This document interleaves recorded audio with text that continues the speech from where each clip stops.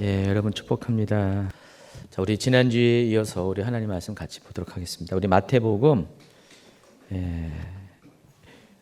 5장 27절부터 32절까지 말씀입니다. 또 간음하지 말라 하였다는 것을 너희가 들었으나 나는 너희에게 이르노니 음력을 품고 여자를 보는 자마다 마음에 이미 간음하였느니라. 만일 내 오른 눈이 너로 실족하게 하거든 빼어 내버리라. 내 백체 중 하나가 없어지고 온몸이 지옥에 던져지지 않는 것이 유익하며 또 만일 내 오른손이 너로 실족하게 하거든 찍어 내버리라. 내 백체 중 하나가 없어지고 온몸이 지옥에 던져지지 않는 것이 유익하니라. 또 일러스되 누구든지 아내를 버리려거든 이혼 용서를 줄 것이라 하였으나 나는 너희에게 이르노니 누구든지 음행한 이유 없이 아내를 버리면 이는 그로 간음하게 하며 또 누구든지 버림받은 여자에게 장가든 자도 간음함이니라. 자, 우리가 지금 말씀을 나누는 번지수가 뭔지를 알아야 되죠. 자, 우리가 이 마태복음 5장 17절부터 시작되는 너희도 온전하라, 하늘에 계신 아버지처럼 너희도 온전하라는 그 온전에 대한 그 명령에 어떻게 우리가 그렇게 반응할 수 있는가를 실제적인 상황 가운데 우리가 적용하는 시간을 갖고 있습니다. 그래서 지난 시간에 살인하지 말라라는 이 계명에 대해서 우리가 좀 다뤄봤습니다. 옛사람에게 말한 바 살인하지 말라. 누구든지 살인하면 심판을 받게 되리라. 자, 이 말이 어디에 있다고 그랬습니까? 십계명 중에 나온다고 그랬습니다. 제 6계명이에요. 십계명 중에 6번째 계명이 살인하지 말라 그랬습니다. 우리가 알고 있는 이 살인이라는 것이 사람을 죽이는 것이 살인이죠. 근데 이 계명에서 율법에서 말하는 살인이라는 뜻과 또 하나님이 생각하시고 하나님이 의중 속에 있는 살인이 좀 다르다고 말씀드렸어요. 지금 예수님은 율법에서 말하는 이 살인을 이야기하면서 그 살인하지 말라는 것은 바로 모세를 통해서 주신 율법의 내용이고 예수님은 이 살인에 대해서 살인하지 말라는 것에 대해서 하나님의 관점에서 다시 설명을 했는데 그게 뭐였죠? 형제에게 노하는 자마다 심판을 받게 되고 형제에 대하여 나가라는 자는 공회에 잡혀가게 되고 미련한 놈이라는 자는 지옥불에 들어가게 된다. 그렇게 말씀을 했어요. 그래서 단지 사람을 죽이고 안 죽이는 그런 드러나는 행위가 아니라 이미 그 마음 속에 그 형제에 대해서 미워하는 마음 자체가 살인함과 동일하다고 말씀을 했어요. 그래서 예수님의 관점은 하나님의 그 사랑이라는 그 기본적인 그 율법의 동기에 비추어서 그것이 사랑이 아닌 것은 실제적으로 목숨을 죽이지 않았다 할지라도 동일하게 사람을 죽인 것과 동일하게 예수님은 판단했다는 것입니다. 그래서 여러분 마음속에 어떤 미워하는 마음 그 자체가 처음에는 별거 아닌 것 같지만 이게 자라고 확장되고 넓혀지면은 또 궁극적으로 사람을 죽이는 것까지 갈 수 있기 때문에 아예 그 마음에 일어나는 품은 생각부터 예수님은 우리가 갖지 말 것을 명령한 거예요. 하나님은 외모를 보지 않습니다. 중심을 보시는 분이십니다.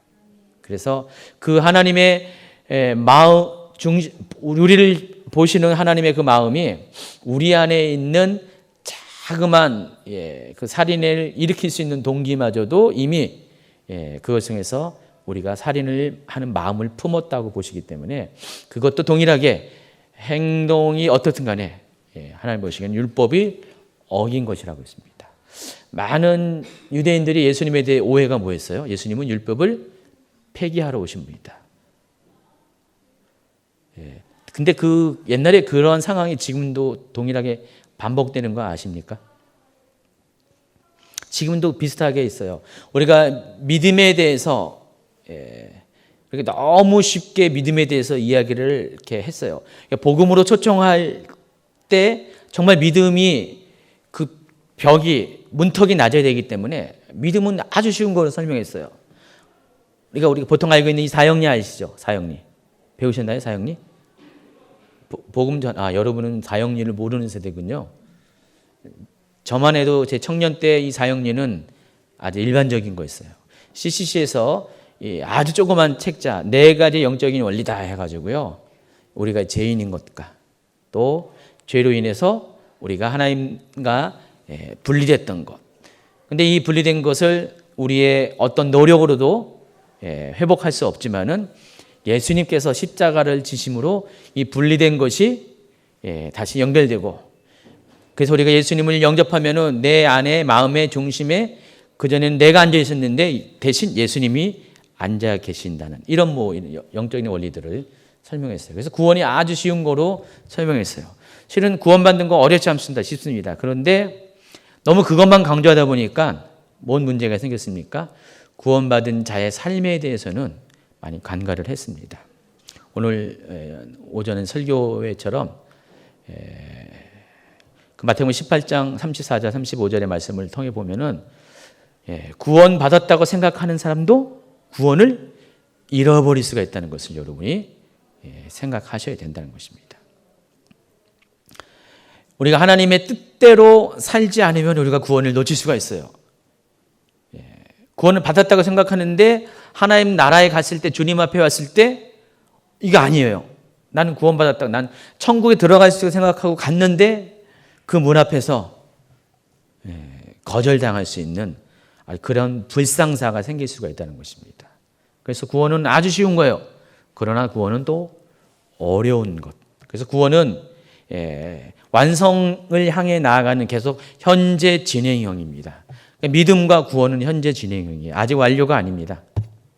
그래서 여러분 그것을 향해 나아갈 때 하나님이 보시는, 예수님이 보시는 그 관점이 그거예요. 바로 그거와 연관돼서 우리의 구원이 다 이루어진 것처럼 보이지만은 아직은 이루어진 것이 아니기 때문에, 예수님의 십자가로 이루어졌어요. 그러나 그것이 종결된 것이 아니기 때문에 하나님 나라에 갈 때까지 계속 구원의 과정은 진행된 것이기 때문에 그 과정 가운데 우리가 주님 앞에 서기 전까지는 하나님 앞에 믿음으로 합격받을 수 있는 그런 준비를 해야 된다는 것입니다. 그게 뭐냐? 계속해서 하나님 뜻대로 살아가야 된다는 것입니다. 그래서 이 하나님의 뜻이 율법에 정한 살인하지 말라라는 그것을 준수하는 것이 하나님의 뜻이 아니라 그 너머에 그 같은 율법을 주신 하나님의 동기를 우리가 알고 거기까지 만족시키는 삶을 살아야 한다는 것입니다. 그게 이제 예수님이 살인과 관련돼서 그렇게 말씀드렸어요.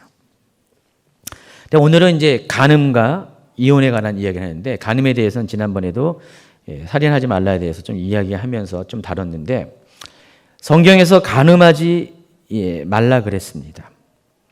왜 간음하지 말아야 되죠? 이 간음이 뭐죠? 뭐 때문에, 물론 죄인데 뭐 때문에 죄가 되냐 이거죠. 이 간음이 뭐예요? 이것도 하나님께서 우리에게 정하신 말씀이 있기 때문에 그런 것입니다. 여러분이 이 세상에 오게 될 때 여러분 그냥 온 것이 아니라 여러분의 부모님의 어떤 사랑의 열매로 여러분이 이 땅에 오게 됐습니다. 근데 남자와 여자가 서로 연합되는 것이 어떤 의미가 있는 것인지 아시죠? 특별히 에베소서 같은 경우는 남자와 여자의 부부의 연합을 교회의 연합, 그 교회의 연합이 결국 하나님과 성도의 연합으로 계속 발전시켜서 설명을 하고 있습니다. 부부관계는 하나님부터 시작한 것입니다. 하나님이 부부를 만드셨고 이 부부가 하나님 뜻 안에서 연합된 것이 부부관계예요. 그런데 만약에 우리가 누군가 결혼했는데 또 누군가의 법적으로 부부의 관계에서 다른 사람을 생각하면 어떻게 되죠? 배신이라고 그러잖아요. 근데 이게 육체적인 배신으로 끝나는 게 아니죠. 마음의 배신이 되고요. 근데 이게 또 영적인 의미에서는 하나님과 우리도 이런 부부의 관계로처럼 서로 사랑하는 어떤 의무가 있는 관계로 엮여져 있어요. 그래서 신약 성경은 우리를 가리켜서 그리스도의 신부라고 이야기를 하고요. 예수님은 우리의 신랑으로 묘사를 합니다. 또 아가서도 마찬가지입니다. 아가서의 솔로몬과 술람비 여인을 가지고 솔로몬은 하나님을 상징하는 사람이고 또 술람비 여인은 하나님을 사랑하는 성도들을 신부로서 상징하는 것입니다. 그래서 하나님과 우리의 관계가 부부의 관계와 동일하게 그렇게 서로 신뢰하고 마음을 서로 이렇게 믿음 가운데서 서로를 마음을 지켜주는 그런 관계로 하나님이 우리를 만드셨어요. 관계 자체가 그렇다는 것입니다. 근데 만약에 여러분이 혹시 남자분이 다른 여인에게 눈이 팔려가지고 마음이 빼앗깁니다. 몸은 여기 있는데 마음이 빼앗기면은 그것이 하나님 보시기에 어떻게 됩니까? 굉장히 마음이 아픈 것이에요. 여자분들은 아주 예민하셔가지고요. 남자친구가 딴 눈 팔면은 아주 바로바로 알게 되더라고요. 혹시 그런 분들 계세요? 그런 경험 한 분이 있어요? 근데 여자만 그런 게 아니더라고요. 남자들도 자기가 사랑하는 자매가 다른 남자한테 마음이 조금 가 있다. 굉장히 고통스러워요. 여러분 겪어보셨어요? 아직 연애를 안 해보셨나? 한번 여러분이 연애 한번 하게 되면요, 이게 어떤 의미가 있는지 알아요. 여러분이 사랑하는 사람인데 죽도록 사랑하는 사람인데 뭐 죽도록까지는 아니에요. 자주간 사랑해요. 사랑하는데 그 사랑하는 사람이 나만 바라보는 것이 아니라 다른 사람을 바라보잖아요. 그 마음으로 느끼는 고통이 굉장히 크다는 것입니다. 근데 하나님도 그래요. 하나님이 여러분을 정말 사랑하시잖아요. 죽도록 사랑하셨잖아요. 하나님이 여러분을. 실제로 죽으면서까지 사랑하셨잖아요. 모든 것들을 다해서 사랑했는데 그런 사랑의 대상인 여러분이 한눈을 팔고 다른 신들, 우상을 이렇게 섬기면 어떻게 돼요? 그것이 뭐예요? 영적인 간음이 된다는 것입니다. 그래서 하나님이 고통을 느껴요. 여러분이 그렇게 행동할 때 하나님이 고통을 느낀다는 것입니다. 그래서 한번 이렇게 사랑한 사람이 나를 배신했을 때 고통을 느껴본 사람은 하나님의 마음이 어떨 것이라는 것을 알게 된다는 것이에요. 그래서는 여러분이 한번 아직 결혼하기 전이시니까 그것도 한번 그런 시행착오도 겪어봐야 돼요.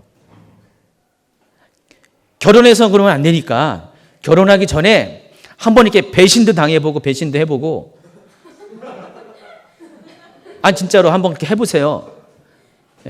계약 관계로 딱 하면은 그때서는 안 돼요. 너무 늦어요. 근데 지금이 절호의 기회니까요. 서로 한번 배신하고 배신도 당해보고 한번 해보세요. 그래서 그때의 마음이 어떠했을까를 한번 경험을 한번 해보시라는 것이에요. 그러면은 상대방의 마음이 어떤지 알고 또 영적으로도 하나님 마음이 어떤가를 우리가 조금은 체험할 수가 있다는 것입니다. 간음이라는 것은요, 왜 하지 말라? 왜 그것을 간음하지 말라는 어떤 법적인 규제에 하나님 우리를 묶어놓으셨나? 우리를 속박하기 위해서 결혼관계의 그런 딱딱한 것에 우리를 이렇게 가두어 놓으시려고 그런 것이 절대로 아닙니다. 오직 한 가지 이유는 우리가 간음이라는 그 율법 아래서 우리가 묶여 있는 것처럼 보이지만은 그것이 우리에게 울타리가 되어서 혹 우리 중에 그런 결혼의 관계 속에서 다른 사람을 사랑하고 다른 사람의 마음을 쏟아부인해서 상대방이 당하는 고통을 하나님이 그렇게 되지 않게 하기 위해서 율법이라는 울타리를 주신 것이에요. 자, 그런데 뒤에 나오는 이 이혼과 관련돼서 사람들이 약간 편수를 씁니다. 무슨 편수를 씁니까? 또 일렀을 때 누구든지 아내를 버리려거든 이혼 중서를 줄 것이라 그랬어요. 성경에 보면은요, 이혼하지 말라 그러죠. 하나님의 뜻은 이혼하지 말라는 거죠. 아세요? 여러분 이렇게 나중에 이제 결혼하게 되면은 절대로 이혼하지 마세요. 하나님 뜻은 이혼하지 말라 그래요. 그런데 여기 보니까 누구든지 아내를 버리려거든 이혼 증서를 줄 것이다 라고 그랬어요. 그러면 성경은 또 이율배반적이라서 이혼하지 말라 그랬고 또 이혼하다. 이혼을 조장하는 또 이런 말씀을 하는 것처럼 느껴져요. 그러나 그게 진실은 아니죠. 하나님께서 왜 이혼을 허락하셨는가에 대해서 조건이 있습니다. 신명기 24장 1절에 이런 말씀이 있습니다. 사람이 아내를 맞이하여 데려온 후에 그에게 수치되는 일이 있음을 발견하고 그를 기뻐하지 아니하면 이혼 증서를 써서 그의 손에 주고 그를 자기 집에서 내보낼 것이요 그 여자는 그의 집에서 나가서 다른 사람의 아내가 되려니와. 이 모세의 율법은 항상 양쪽을 다 생각하고 고려합니다. 이 말의 의미가 뭐냐면은 어떤 사람이 아내를 데려왔습니다. 그런데 이 아내에게 결혼 생활을 유지할 수 없는 어떤 결격 사유가 있어요. 그것이 또 간음일 수도 있고 여러 가지 있죠. 그럴 경우 같이 살 수가 없잖아요.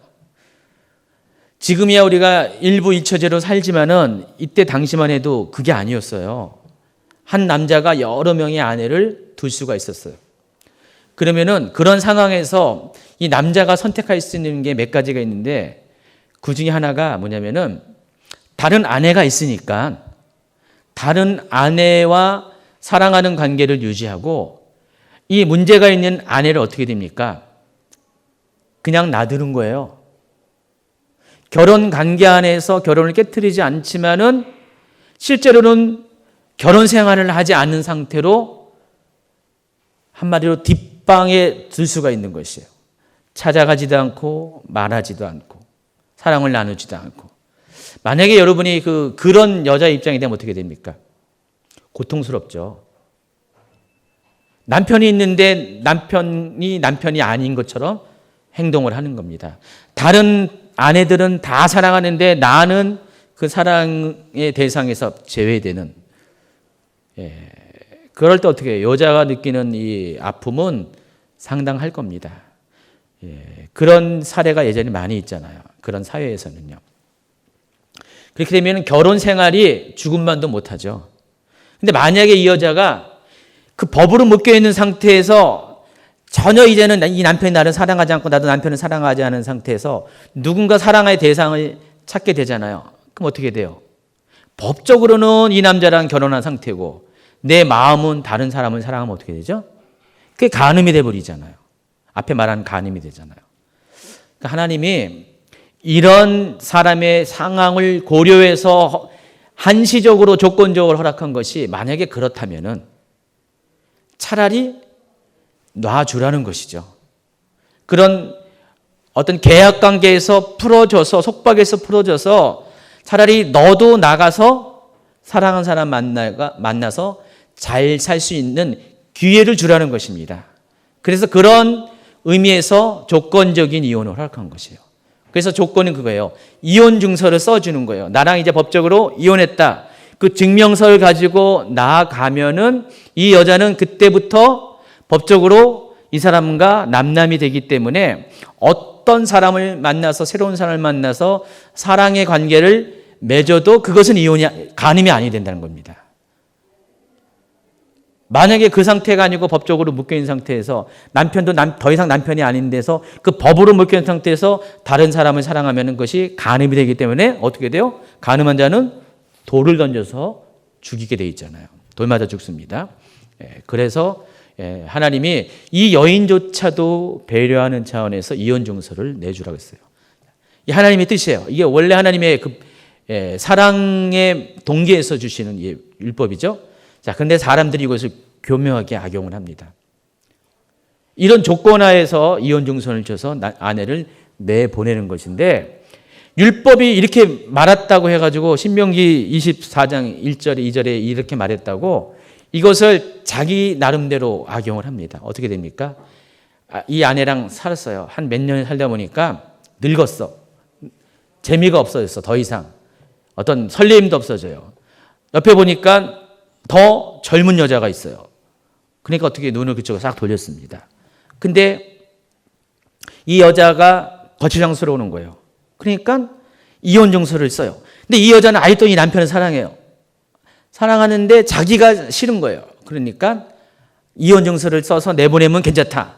이 말만 믿고 그 여자에게 일방적으로 이혼 증서를 써가지고 내보냅니다. 근데 이 여자는 이 남편에 대한 사랑이 있고 그리움이 있고 애정들이 남아 있는데 이 남자를 떠나는 것이 이 여인에겐 고통이잖아요. 근데 그런 일이 비일비재했다는 것입니다. 그래서 하나님은 예수님 지금 그런 상황을 얘기해서 누구든지 음행한 이유 없이 아내를 버리면 그것도 가늠한 거죠. 왜냐면은 이 여자가 이혼당할 결격사유가 있는 게 아니었잖아요. 오직 이혼은 그런 상황에서 허락한 것인데 이런 상황이 아닌 자기의 필요에 의해서 그 여자를 내보낸 것은 결국은 뭐예요? 결혼 상태에서 이 여자만을 사랑하고 서로 신의를 지켜야 되는 이 사람이 다른 여인을 사랑했기 때문에, 다시 말해서 간음을 했기 때문에 이 여자를 쫓아낸 거기 때문에 그건 역시 간음이라는 것입니다. 법적으로는 문제가 없는 것처럼 보이지만은 하나님 앞에서는 간음이라는 것이고, 그리고 또 그렇게 버림받은 여자에게 장가드는 것도 간음이라는 것입니다. 이혼 증서를 써뒀기 때문에 법적으로 문제 없는 것처럼 보이지만은 그러나 이 여인과 그 전 남편의 관계는 아직도 하나님 보시기에는 결혼의 상태라는 것이죠. 이 이혼 증서를 쓴 것이 불법이라는 거예요, 하나님 입장에서는. 그래서 그 여자랑 결혼한 것은 결국은 결혼한 여자랑 사랑한 거기 때문에 간음에 해당한다는 것입니다. 이해하시겠어요? 이 말을? 자, 이런 걸 쫙 보면은 뭔가 복잡하죠? 이해할 것 같지만 복잡해 보이잖아요. 우리가 이 율법이 너무 쉬운 것 같은데, 예수님이 너무 우리를 아주 쉽게 살게 놔두는 것 같은데, 정작 예수님을 알아갈수록 아주 복잡해집니다. 여러분, 이제 교회에 오게 되면은요, 이렇게 그 경험하는 것들이 그래요. 처음에 교회에 오면은 다 좋은 줄 알아요, 여러분. 여러분 같은 나이는 옛날에 목사님 때는요, 교회에 왜 왔는지 아세요? 여자친구 만나러, 남자친구 만나러. 지금이야 이렇게 그런 이벤트가 없지만은 저 때는요, 뭐 크리스마스 때 무슨 뭐 어떤 그런 있잖아요, 절기. 꼭 교회에서 청년부에서 뭔가를 했어요. 밤을 청년들끼리 무슨 여러 가지 게임도 하고 무슨 선물도 나눠주고 무슨 짝꿍놀이도 하면서 사실 그런 게 있었어요. 지금은 없죠. 그런 거 하면은 굉장히 촌스러울 거예요, 여러분. 막 그랬어요. 그래서 옛날에는 그런 거 좋아서 교회 다니는 사람들 많았었어요. 그래서 교회가 아주 청년들로 처녀총각으로 복잡했습니다. 그래서 옛날에 교회를 가리켜서 뭐라고 그랬어요? 연애당. 교회당이 아니라 연애당. 연애하는 장소. 실제로 그랬기 때문에. 노 지사님 그랬죠?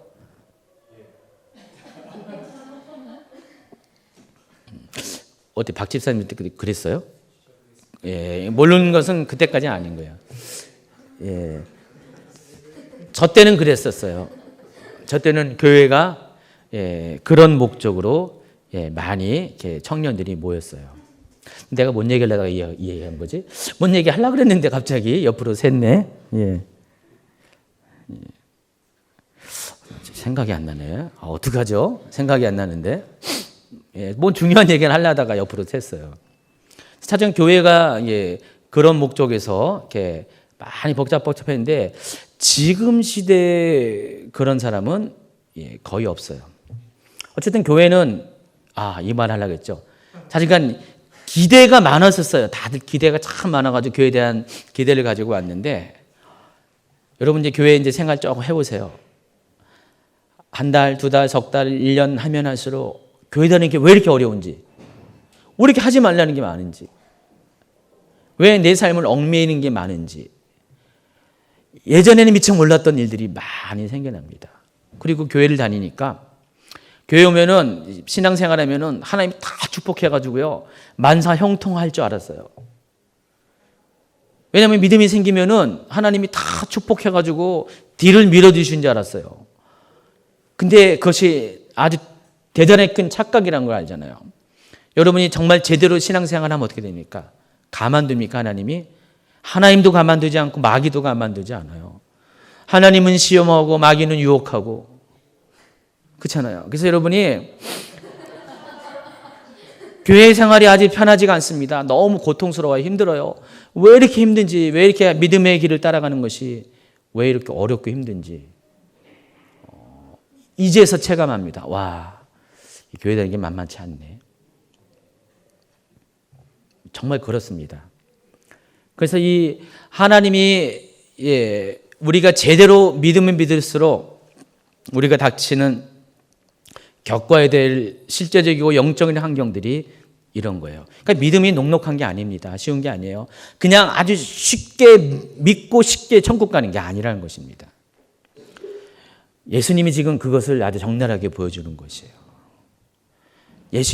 사람들이 예수님을 오해했다고 했잖아요. 무슨 율법을 버리는 사람인 줄 알았어요. 너무 율법에 자유로운 사람인 줄 알았던데 알고 보면 볼수록 예수님이 하시는 말씀 다 들어보면은 차라리 율법만 지키는 것이 너무 좋았다는 것을 막 깨닫게 됩니다. 너무 힘들어요. 예수님은 아예 그 근원부터 뿌리부터 동기부터 카운터를 하기 때문에 자신의 민낯이 다 드러나는 것이에요. 자기 속사람이 다 낱낱이 파헤쳐주고 거기부터 다시 시작해야 되는 것이에요. 다시 출발해야 되는 것이에요. 얼마나 힘듭니까? 그런데 예수님은 우리가 그렇게 해야지 천국에 들어간다고 얘기하니까 또 안 따라갈 수도 없고 그래서 많이 힘들어요. 그래서 율법은 알면 할수록 또 예수님도 알면 알수록 굉장히 어떤 면에서는 쉬운 것 같지만 어떤 면에서 굉장히 어렵다는 것을 우리가 알 수가 있습니다. 그럼 여러분 어떻게 해야 됩니까? 이런 상황 가운데서 여러분이 선택을 해야 되는데 내가 끝까지 이것을 붙잡고 밀고 나가야 되냐? 아니면은 포기해야 되냐? 그냥 대충 얼렁뚱땅 그렇게 살아야 되는가? 주님께 왔더니 얼렁뚱땅도 못 살잖아요. 그렇죠? 가만 놔둬야지.